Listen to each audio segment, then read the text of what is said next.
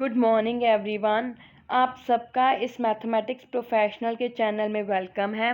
आज मैं आप सबके लिए बहुत ही कॉमन टॉपिक लेकर आई हूँ जो कि है फ्रैक्शंस, पंजाबी में पिन बोलते हैं। ये हर क्लास में काम आता है। 6th क्लास से ये एक्चुअल मेन टॉपिक स्टार्ट हो जाता है, पर आगे जा जाकर ये बीच में सम सॉल्व करते करते इसकी यूजेज पड़ती है। तो क्या है, सबसे पहले देखते हैं कि फ्रैक्शंस या पिन किसे बोलते हैं, फिर इसकी प्लस माइनस मल्टीप्लाई डिवाइड सब सीखेंगे। तो सबसे पहले अगर मैं देखूं फ्रैक्शंस या पिन क्या है, कोई भी रकम जिसको हम ऊपर और नीचे जिसके लिख सकें। पंजाबी में कहते हैं कि बटियां वाली रकम, जैसे 3/5 है। अब इसके ऊपर भी एक रकम मैंने लिखी है, एक रकम नीचे लिखी है, ये बीच में लाइन मारी है, तो इसको हम फ्रैक्शन कहते हैं। ठीक है, बटियां वाली रकम। अब फ्रैक्शन के जो ये बीच में लाइन है, ये डिवीजन है असल में। जब आप छोटी क्लासेस में थे तो आपको कहते थे 12 को 2 से डिवाइड करो। ठीक है, जब फिर आप बड़े हो गए तो आपको पता कहने लग गए कि 12 डिवाइडेड बाय 2 ऐसे लिखते थे। छोटी क्लासेस में ऐसे लिखते थे, थोड़े बड़े हुए तो ऐसे लिखना शुरू कर दिया।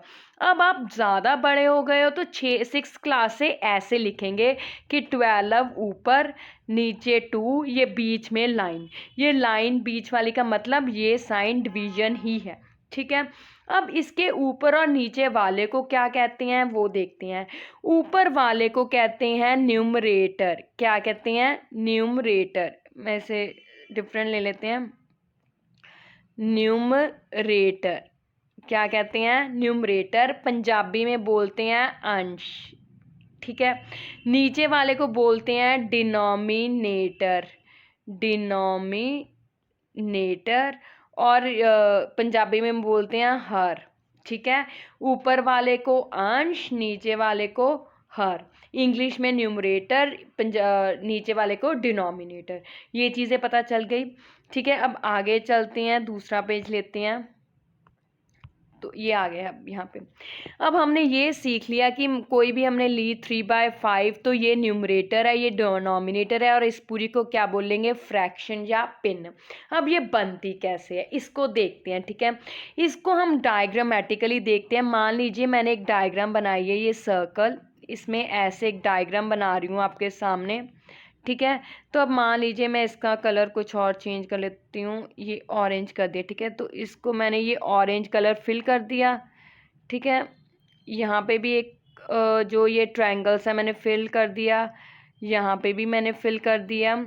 तो अब उसने कहा कि आप ये जो कलर्ड है, कलर्ड की फ्रैक्शन लिखिए।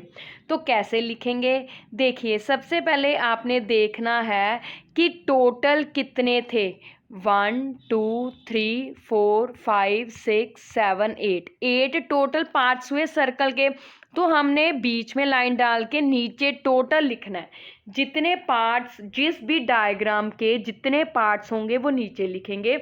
अब जो चीज़ पूछी है, अगर उसने कहा कलर्ड कितने हैं, तो कलर्ड हमने अभी ऑरेंज कलर के कितने किए, 1 2 3, तो वो ऊपर लिखेंगे काउंट करके। ठीक है, अगर उसने कहा कि जो कलर नहीं है वो कितने हैं, तो फिर भी पहले नीचे टोटल लिखना है, फिर जो कलर नहीं किए हुए वो पार्ट्स काउंट कर लेने हैं। 1 2 3 4 5, वो 5 है तो आंसर कितना आ गया? 5/8। तो ऐसे फ्रैक्शन बनती है। ठीक है, डायग्राम कोई भी हो सकती है। मान लीजिए मैं एक और डायग्राम बना लेती हूँ ऐसे। तो ये लीजिए, ये बन गई डायग्राम। अब मैं इसको कलर करती हूँ किसी भी चीज़ से। तो ये लीजिए, मैंने एक तो ये हिस्सा कलर कर दिया, एक ये हिस्सा कलर कर दिया। ठीक है, तो ये मैंने हिस्से कलर कर दिए। अब वो कहता है कलर्ड जितने हिस्से किए हैं उनकी फ्रैक्शन बताइए। तो फ्रैक्शन बताने के लिए सबसे पहले हमने देखना है टोटल कितने पार्ट्स थे। 1 2 3 4 5 6 7, 7 थे, तो नीचे सबसे पहले टोटल पार्ट्स लिखनी है 7। अब कलर कितने किए हैं? 2, तो ऊपर लिख देंगे 2, तो आंसर कितना आ गया? 2/7। ठीक है, ये बात ध्यान रखनी है कि फ्रैक्शन में ये हो गया आपका 2/7। ठीक है, अब आगे ये तो था सिंपल फ्रैक्शन कैसे करनी, ये तो छोटी क्लासेस में आते हैं। जब हम बड़ी क्लासेस में जाएंगे तो हमें इनकी एडिशन, एक और पेज लेते हैं फिर मैं आपको बताती हूँ।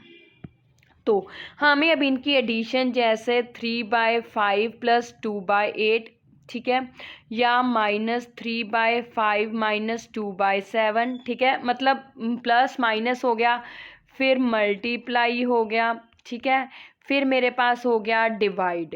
अब हमने ये चीज़ देखनी है कि हमने इन चारों को कैसे सॉल्व करना है फ्रैक्शन में, ठीक है। इस फ्रैक्शन को देखने से पहले एक चीज़ और देखते हैं, वो क्या है, pure proper and improper fraction. क्या एक कई बार क्वेश्चन आ जाता है ऐसे 3/5/7, अब इसको बताइए कितनी फ्रैक्शन है। तो इसको कैसे सॉल्व करना है, हमने सबसे पहले 3 को, अगर मैं एक ब्लैक स्केच लूँ तो सबसे पहले हमने 3 को 7 से मल्टीप्लाई करना है, 3 7 21।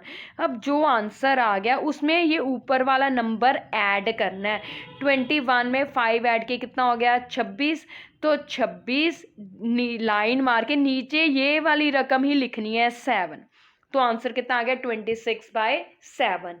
फिर से एक और ले लेते हैं, मान लीजिए एक और मैं ले लेती हूँ, तो अभी मैं ले रही हूँ, मान लीजिए मैंने एक ले लिया 1/2/3, इसका आंसर बताइए, ठीक है। तो अब मैंने क्या करना है, सबसे पहले मैंने 1 को 3 से मल्टीप्लाई करना है, ये नीचे वाला 3 ऐसे ही लाइन मार के नीचे ही लिख देना है, लाइन मार के 3 नीचे वाला नीचे ही लिख देना है, 1 को 3 से मल्टीप्लाई किया 3, ठीक है। अब जो आंसर आ गया उसमें ऊपर वाली रकम ऐड करनी है, 3 में 2 ऐड किए 5, तो आंसर कितना आ गया 5/3।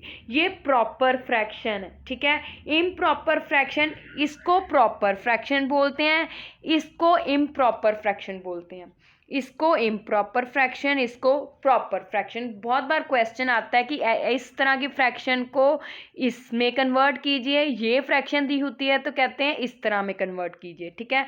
कैसे करना है वो भी हम सीखेंगे। देखिए अब देखते हैं, मान लीजिए उन्होंने हमें ये दिया 1 3/5, वो कहता अब सिंपल इम्प्रॉपर फ्रैक्शन में कीजिए, तो कैसे करना है, हमने पहले लाइन मार के नीचे वाला 5 वैसे लिख देना, इसका एक बार कलर चेंज कर लूँ, तो नीचे वाला 5 वैसे लिख देना, लिख दिया।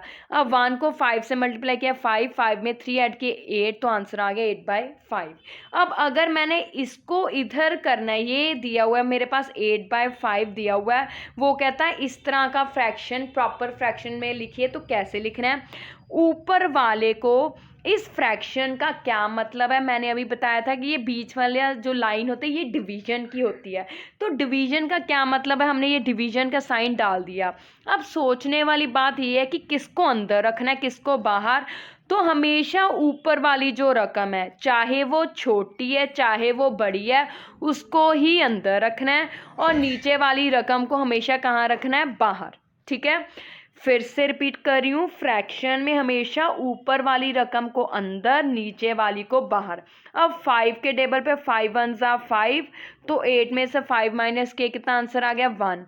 तो अब ये कैसे लिखा गया है, ये हमने रिमाइंडर लिखा, फिर जो कोशेंट लिखा 1, रिमाइंडर 3 बाय जो डिवाइजर था वो लिखा 5, ठीक है। कैसे लिखा, पहले हमने ये कोशेंट लिख लेना है, फिर जो रिमाइंडर जो बाकी बचा डिवाइडेड बाय लाइन, ये जिससे हमने डिवाइड किया था 5, ये इसको ऐसे लिखना है, ठीक है।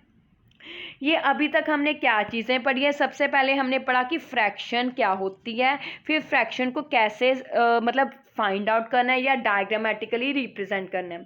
फिर हमने देखा कि हमने फ्रैक्शन के बारे में क्या क्या पढ़ना है, मेन हमने चारों प्लस माइनस मल्टीप्लाई डिवाइड पढ़ने हैं, और उसके साथ साथ हमने इम्प्रॉपर प्रॉपर फ्रैक्शन को कैसे सॉल्व करना है ये भी देखा।